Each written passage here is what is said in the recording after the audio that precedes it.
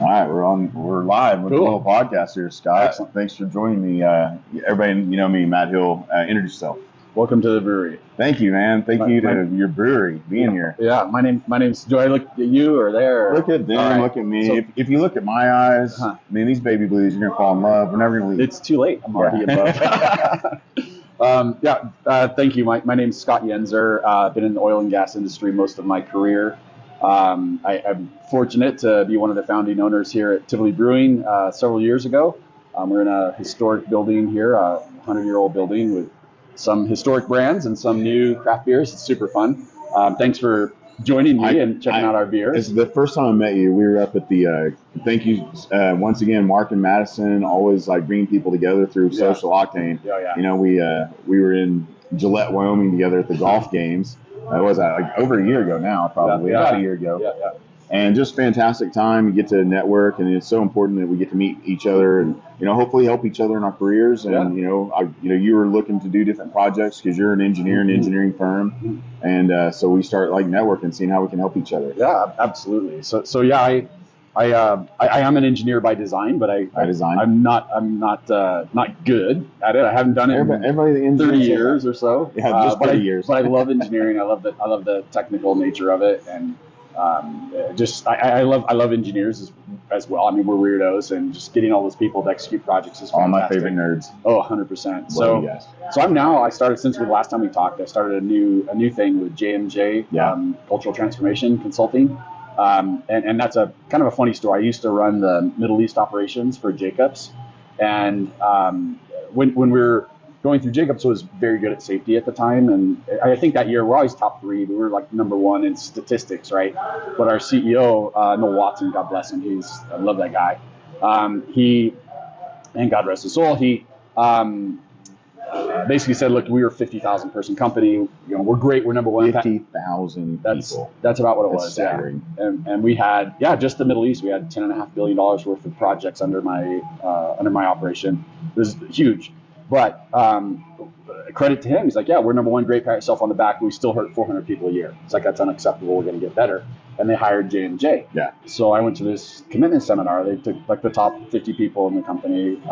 We were in Glasgow and did a two-day commitment workshop, and it really was life-changing, career-changing. I mean, the things I learned there, the stories I learned I've repeated a couple hundred times, and so I took those learnings, and what it's about is about getting people connected to the mission, getting people to believe in that they can actually make a difference, they can actually go to work and not get hurt. A lot of people just think that they don't think about it, but if you're intentional about not getting hurt and really connecting your heart and your mind to people and trying to keep your colleagues safe as well as yourself, it makes a whole different. It's a culture. Deal. I was a young, oil and gas guy, and I could not have cared less in those safety meetings early on in my career. And the older and wiser I get, I'm like, I want all my friends to go home at the end of the day. Yeah. It's important. Oh, 100%. And what I found was interesting is we went through that commitment seminar. It was fantastic. And then Jacob took it to the next level, put together a global executive safety committee. So we worked on it for 2 years, did a bunch of different things. And the biggest thing was why I think, and I'm so happy to be with JMJ now, is they basically we interviewed like the worst safety projects, 10 of the worst and 10 of the best projects in safety. And we made up our own questions. We asked all the questions to the leadership, to the laborers, whatever. What was working, what wasn't in each of those. And what we found out was they all had the same safety plans. Okay. They all had the same documents. They all had the same training. They had everything. The only difference was the culture. The people and the leadership. It was the culture. It was the culture. And what happened was we kept coming up with the word like, there was this culture. They cared about it. They genuinely cared about each other. They knew each other. And there's engagement, leadership engagement in with the crafts and so forth. That was the only difference. Like everything else was the same. And lo and behold, that's pretty cool. Those projects that were safer were also, President's Award projects. Those were the ones that were efficient, under budget, ahead of schedule. So it made a really big impact for me, and that's where the culture of caring came from, Jacobs, right? So I implemented that in my operations in Saudi, and we had, I think it was at the time it was like the greatest safety success for Aramco. They've since surpassed that and others. But we got 25 million man hours without anybody getting hurt, with 16 different nationalities on a Hawaii project, and it's spectacular, right? We didn't change anything. Yeah. Changed no safety plans. We just rolled out this culture of intentional safety. Okay. Correct. Yeah, it's just like really connecting your hearts and minds to the mission, and it made all the difference. It's so why JMJ is in safety consulting. We've got a program. It's called Incident and Injury Free, which is I don't know. It's 20. We've been doing this for 35 years. Yeah. But well into that, when we would engage on the safety side, the projects were going better as well. So we're like, damn, we're a high performance consulting company. So we do just high performance consulting. They've got great safety statistics.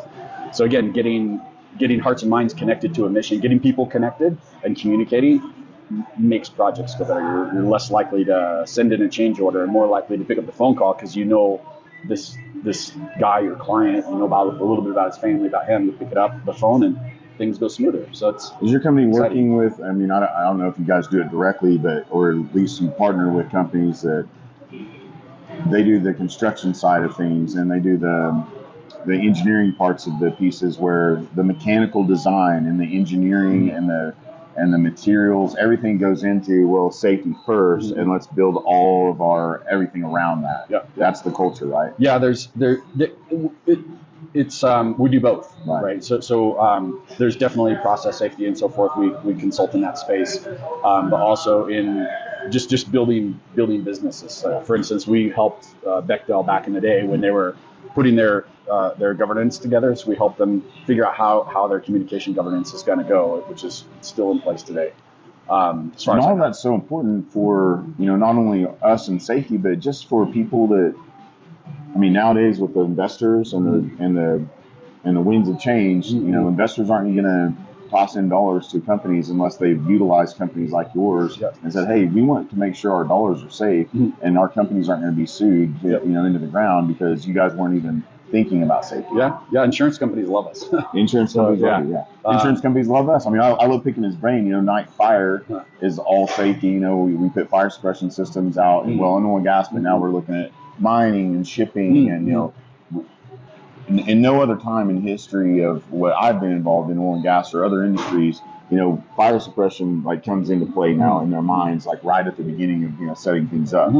So it's very I love picking your brain, Scott. Thank you for letting me do this today. No, it's great. After a day out with a social octane at the social octane at the tailgate party, we might not have been here. This is true. This is a true 11 a.m. could have come earlier, but we held it. A true testament to our fortitude, partying with Mark and Madison. I appreciate it, and it's for me it's really cool. So like I said, I was a client 18 years ago with Jacobs and did various things. I still sat on a couple boards of Nextcrude and Sear Corp, an environmental company, fascinating technologies. I love it. There's another couple podcasts, I guess. Oh my gosh. These are ridiculous. This is going to be a 5-part episode, Scott. Yeah, you're going to get sick of me. The mini series. That's right. But we so I had some time and I stayed connected with Jay Greenspan, one of the founders, the Yenzer of JMJ. And just reconnected and through other relationships as well, all kind of triangulated into this. And it's something I've always wanted to do because there's so much power, there's so much, and I benefited from it, right? My operation was fantastic. We did really, really well. We had an amazing culture and in the Middle East, just in general. So there's something to be said for that. I mean, the more you're giving into something that's really important and worthwhile, it's just bound to be successful because people, like I said, they're buying into it for a good reason. Yeah. It's not bullshit. Yeah. And they don't my teams don't come and work with me because I'm smart, thank God. It's because they're, because they feel supported and cared about in general. And that's what I think the more people do that, the more success they're going to have. So what can we do as an industry in oil and gas? What are some of the steps you've seen that have been successful for people to either create that culture, or once you think you have created it, then spread it out and start getting people to buy into it? Just a few steps. What do you think? Well, I'll run through, and we're engaged with the biggest Chevron, and we've consulted for Boeing and Qatar Petroleum. I mean, you have to use our system at Qatar Petroleum to bid on a project. So that's how committed our clients are to these programs. But our system, let's say we go to a company XYZ, and they're like, hey, we want to help so we start off with a phase one, and basically do a cultural survey, so a behavioral-based cultural survey. And then we'll do a cross-section of interviews, like in-person interviews, or over Zoom if you have to, just from the leadership all the way to the drivers, whatever. I've had people go, hey, do you feel safe at this company? Do you think tomorrow you'll get hurt? I mean, simple stuff. And then ours more like, do you feel like you cared about? Yeah. Do you feel like there's intention? And so we do that, and then we benchmark it against, arguably the largest database of behavioral-based information in the world, right? We've been doing this for 35 years, all behavioral-based. And so we benchmark it and say, like, hey, here's where humans are predictable. Yeah. So and if they're not, so we have a patented AI technology in the behavioral-based space. So we're working on some confidential behavioral-based AI projects in the Middle East right now, just getting going on them. But it is fascinating. Yeah, there's certain behaviors or certain characteristics of people, right? And you and I may be the same in our mentality, but our behaviors, one may speak up more than the other would not speak up. So we gather that data, we push that out. That's what the AI machine is about, and why that's going to be more powerful. And we have a whole new transformation cloud, so that's going to be available on handhelds and so forth. It's super exciting about we've got a wheelbarrow, our CTO. Adding technology to safety and oil and gas. I love this kind of stuff. Oh yeah, I eat it up. No, it's pretty. Yeah, you gotta interview Will sometime. This guy's fascinating and brilliant. Adding to my list of people. Every time I come to Colorado, I walk away with like 50 people I can't wait to meet and interview, and it's fantastic. So basically what we'll do is we'll do that. We benchmark the companies, kind of where they're at, and then we report out. We'll come back after phase one and say, like, hey, here's what we found. If there's a quick hitter, like somehow there was a gap and people didn't get driver safety training, that executives were like, what? It's like, what are you talking about? We've got a program. It's like, I know. It's just like, job, sorry. Give them to them quick hitters, right? So they'll go out and do that and fix that problem immediately. Meanwhile, we work with the leadership and say, like, look, here's our program. We first do a leadership commitment workshop, where the leadership really get together and they talk about like what is important to them, and and share personal stories. And everybody's got personal stories that when you know them, you bond, right? Yeah. So you share those stories. That's why we all get together so much. We want to find out the stories, see how we can help each other. 100%. And so we'll do that commitment seminar. Then their teams see that commitment from their leadership, and they're like, wow, it's like these are actually real human beings that genuinely care. And then those commitment seminars get pushed out to the teams. So then we'll pull together. We're working on right now for a huge oil and gas company where we're doing leadership, and then we're doing 5 or 6 more commitment seminars to gather the rest of that leadership team, and that's how we do it. Just the culture, and then we do a sustaining portion of it where we check in. That's the deal, right? Yeah, check in periodically. Sustain this. Yep. We did really great here, and now we've slacked off. Yeah, and that's where, and it may not even be slacked off. Maybe turnover of staff that really don't understand that. And for like big projects, that's another one. And why it was so powerful for me is, we had 20,000 people on site with different nationalities. We had a Chinese contractor. This was the first Chinese contractor on that project in Saudi. We had a bunch of Lebanese, a bunch of Indian, a bunch of different nationalities with different cultures. It's like getting those to work together and dance to the same tune. That's important. That's where I think the power of our AI is going to come. As you're building teams and they bring an entrance exam, kind of a, where do you stand from a behavioral standpoint and as you load certain numbers of people, there's a character of that mass. What does that character need? How can you bolster that? And do they need more stop work training because they don't speak up? Just character-wise. So not character, behavioral-wise. Yeah. So yeah, it's super exciting. I'm really, like I said, this is something that's been on my list for 18 years. So I'm delighted. Do all the people at Tivoli buy into the safety culture as well?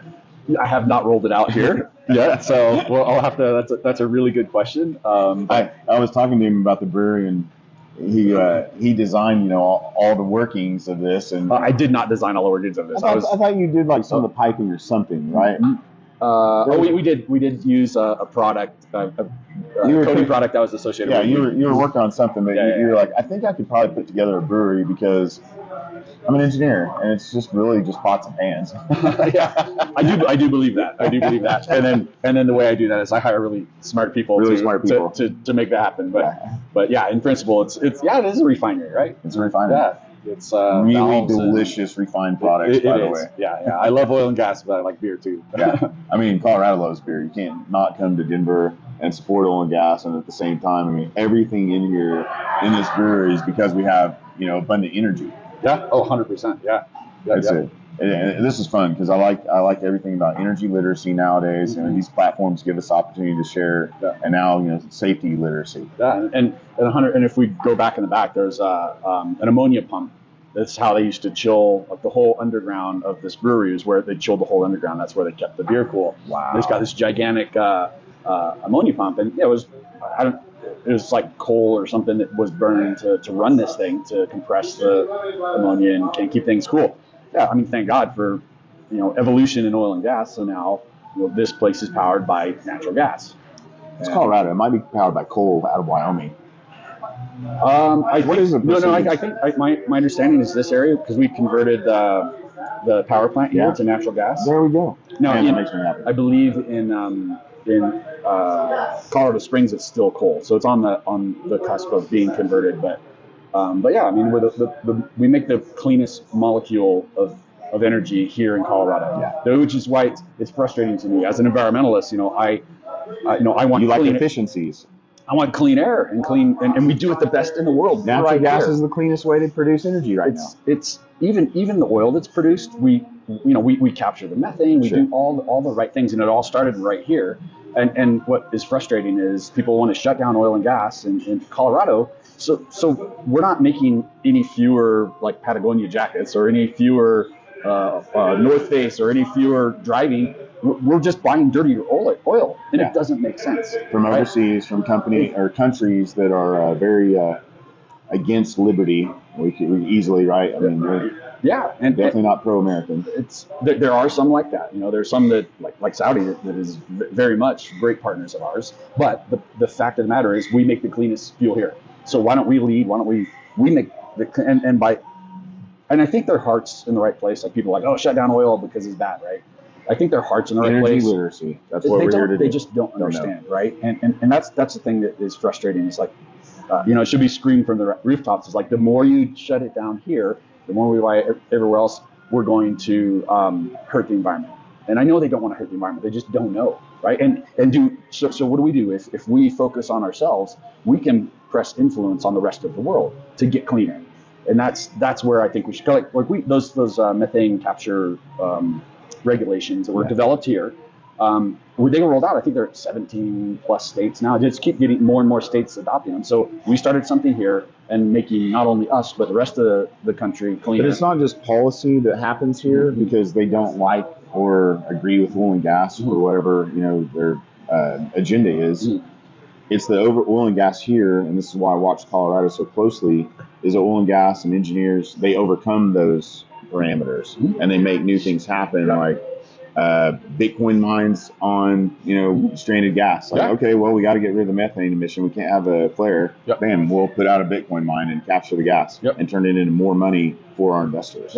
I mean, stuff like that just fascinates me. Yeah, no, it's the Crusoe guys are, super. I don't know if you've met those. No, not yet. They're on my list too. Oh, good. Yeah. Really. I'm gonna crowbar them in here somehow. Oh, cool. Yeah, we'll entice everybody in here with beer first, right? Always come here if you're in oil and gas in Denver. Come here to Tivoli, drink a beer, think about what you're doing for the day before you get started. Yeah. Or you can have coffee. I love coffee too. So I didn't know we had coffee. Is this coffee? No, it's beer. Yeah. How do people get a hold of you? What's the website? The website is jmj.com. jmj.com. Yep. Okay. So that's that one. And Scott Yenzer. I think I'm the only one on LinkedIn. So if you've got questions, want to learn more, and I do want to learn more. And let's have conversations about these. Every time I'm in town, I'm just going to grab you for an interview, see what you're up to. Let's do it. Talk about your other endeavors with the nonprofits. I mean, you're involved in so much. I don't know how you're staying so. This like me. We've got a gala tonight. Haven't hit the wall yet. I'm on the board of the American Lung Association, Okay, so right. I desperately care about clean air. Right, this is a big passion of mine. So we've got our gala tonight. So I don't know if this will get posted anymore. I'll do it today. I'll post this today. Oh, that's cool. Yeah. Well, yeah. So go on to American Lung Association Colorado and American Lung Association Colorado. You can donate. Is it too late to go into the gala? Sold out. Too late to sponsor? It's probably too late. Never too late to sponsor. Never too late. To Always sponsor. send us money. There you go. All right. But yeah, we're passionate about clean air, and I like bridging that gap as well. I don't know anyone in our industry or in oil and gas anyway that isn't passionate about stewardship of our resources. Oh, indeed. I know it's so funny because everybody I'm with, we're like in the mountains or. It's very simple too. Also, we're good at business, so environmental waste is also monetary waste. Yeah. You know, so, I mean, really, the best I can do with making sure there's nothing I'm letting go, I get to keep. Mm-hmm. Somehow, some way, that's monetized. Yeah.